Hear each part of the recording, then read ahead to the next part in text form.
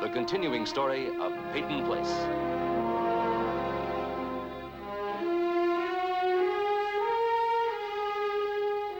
Starring Dorothy Malone as Constance Mackenzie, Ed Nelson as Michael Rossi, Ryan O'Neill as Rodney Harrington, Barbara Parkins as Betty Anderson, Tim O'Connor as Elliot Carson, Christopher Connolly as Norman Harrington, Patricia Morrow as Rita Harrington, James Douglas as Stephen Cord.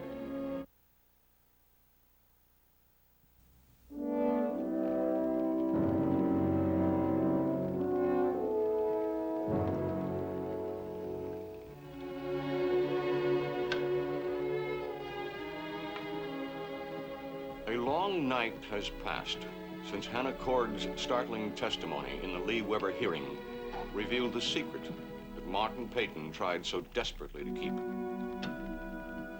And so the truth, like the sun, has finally come out. Hannah testified that Catherine Peyton had an illicit relationship with Brian Cord, and that she was the mother of Stephen Cord and Ann Howard. Peyton's long and bitter struggle to protect his daughter is at an end.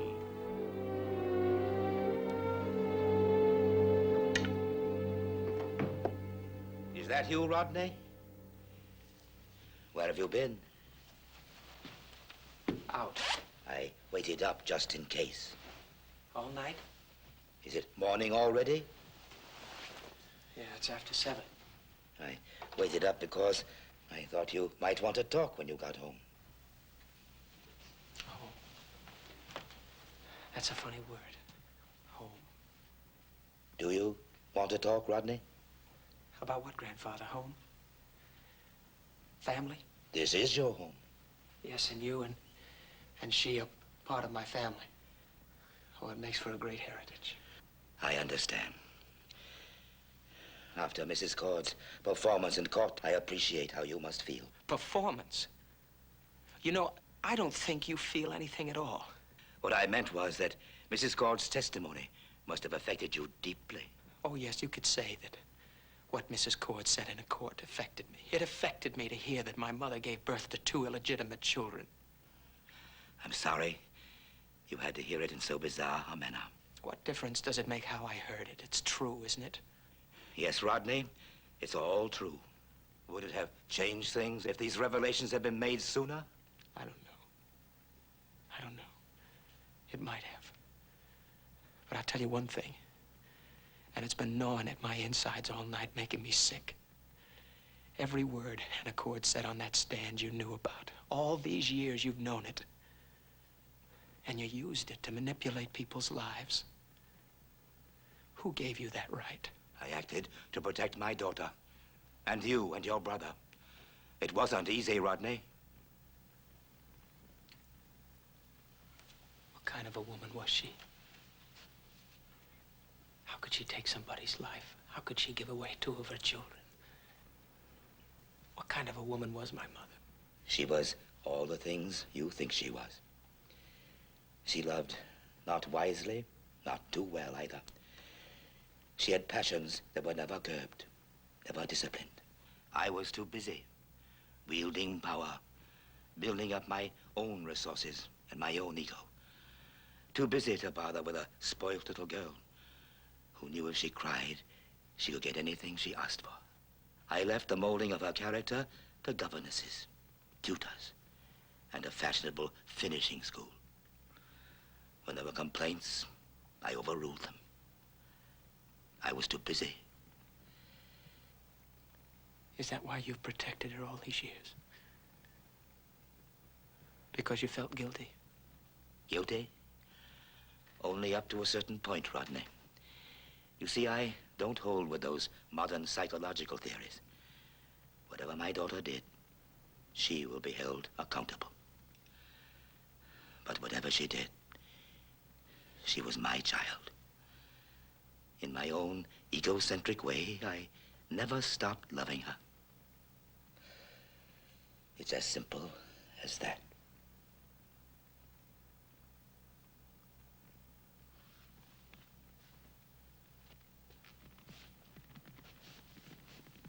I wish it were as easy for me.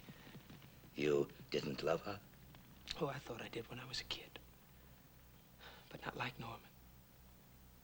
I used to envy his ability to feel things. He was so much closer than I was. I guess I was jealous. I thought she loved him more than she did me. But you know something, Grandfather? I don't think she loved either one of us. We were her possessions. We were something to display, like furniture or an expensive vase. No, she was too wrapped up in her own affairs, her own drives, to have any love left over to give to us.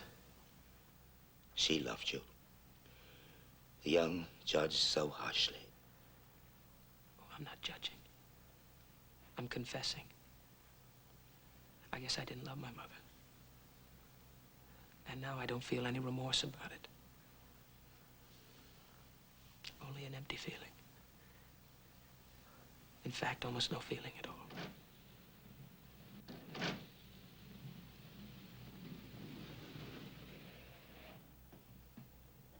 Rodney? Martin, I've taken the liberty of asking Thomas to help me pack. I'll be leaving as soon as I can make the arrangements. Very well. I've given detailed instructions about your medication. And about the household routine, of course. Now, if you'll excuse me, I believe breakfast is ready.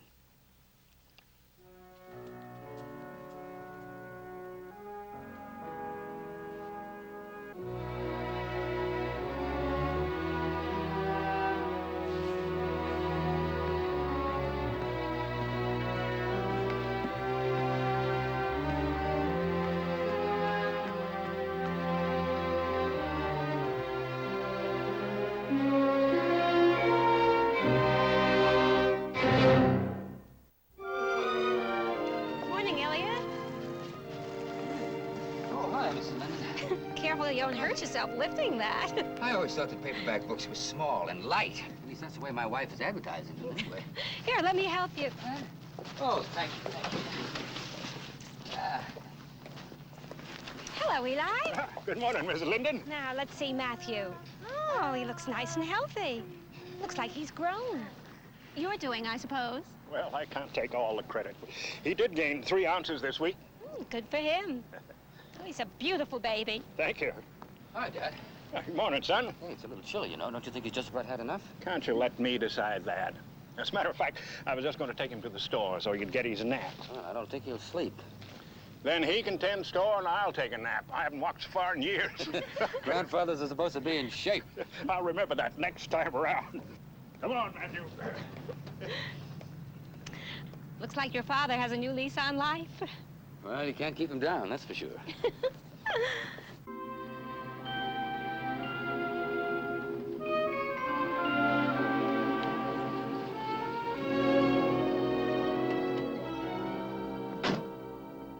You're Mr. Harrington. Yeah. I've been waiting for you to open. I'm a farm boy myself. I'm up at the crack of dawn. The first rooster hits me right in the ear. Well, I'm sorry to keep you waiting. You have car trouble? Yeah, I don't know what it is. It's funny, I used to be pretty good with engines when I was a kid, but I found out a long time ago, don't try to do everything in the world yourself. Go find yourself a pro. Where is it? Right out and back. Engine's hard to start. I could do a lot of guessing, but I figure pro had better take care of it. Well, I have a job ahead of you. Well, that's all right. I don't expect you to drop everything and tend to me. Are the keys in it? Yeah? Okay, I'll see you in a couple of hours. Fair enough. Oh, listen, can I get you a cup of coffee? It's pretty good. They just opened out the other end of the wharf. No, thank you. I'll see you in a couple of hours. Right.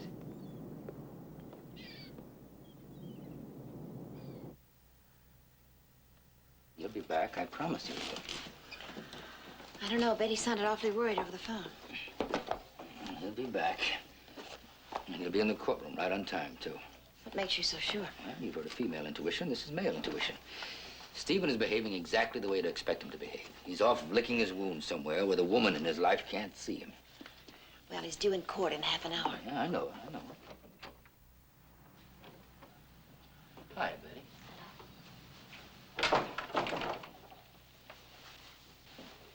Still no word, huh? No. Look as if you could use some coffee.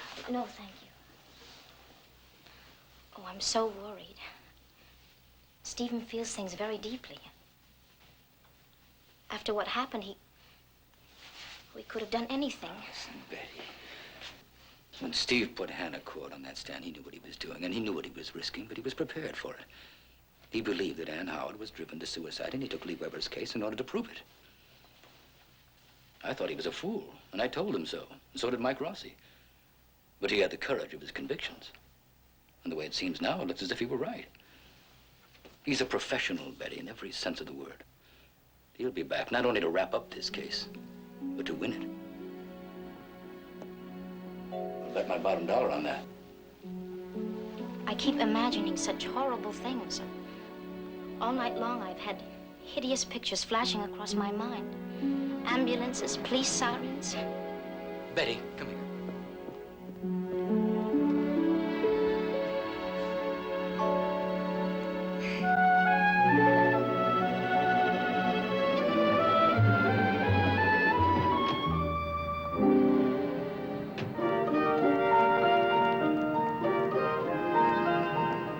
Stephen! Oh, darling, where have you been?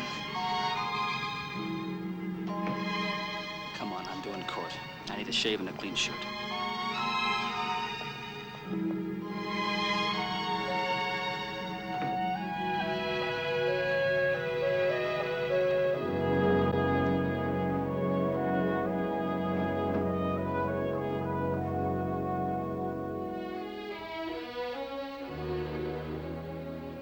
May I come in, Doctor?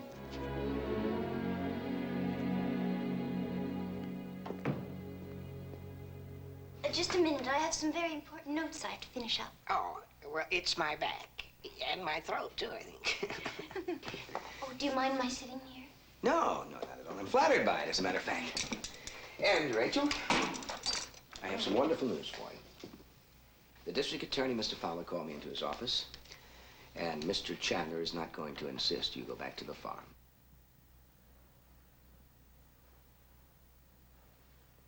Did he really say that?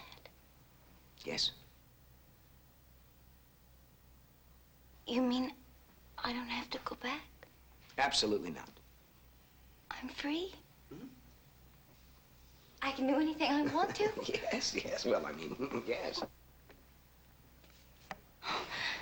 Dr. Rossi, I don't know how to thank you. You're so wonderful. Oh, I have to... It isn't completely settled yet, though. It's not. But you just said... Well, you're not going to have to go back. You see, Chandler isn't going to insist that he remains your guardian. That means there won't be a hearing, but there's still a lot of work that has to be done. But I can still stay here in the hospital, can't I? Oh, Rachel. Oh, please, please let me stay. I'll be very good, you'll see. I'll help. I can do a lot of things. Oh, I know you can, Rachel, but... I could go to school. I could go at night and it wouldn't interfere with my job. I could study very hard and I'd learn a lot of things. I could even learn more about the work you're doing. Rachel, look, it's, I mean, you're not completely free, as you put it. I mean, you're still a minor. The court still has its obligations, responsibilities to find you a home. A foster home. A foster home? Well, I might as well go back to the farm then. I don't want to be forced on some people that don't want me. Rachel, listen, it's not going to work like that, believe me. The authorities have to find you a home, and it'll be one where the people will want you. But I want to stay here. Well, I'm sorry you can't live here. It's a hospital. Look, maybe temporarily, maybe we'll try and find some kind of a job for you. But look, we'll talk about that tomorrow, all right? Thank you, Dr. Rossi. Listen, I like your hair like that, you know, with the little ribbon there in the back. Do you like my dress, too? It's new. Mrs. Healy made it for me. She said I could borrow her sewing machine anytime I wanted to. You know, if I earned some money, I could buy some more material and make some more dresses. I can sew real good. Oh, listen, I forgot about that. Looks like you're gonna need some kind of money and all. I'll get them to advance your salary so that you can get the things you need. No. From now on, I don't want to bring you any more trouble at all. Oh. You've done enough for me.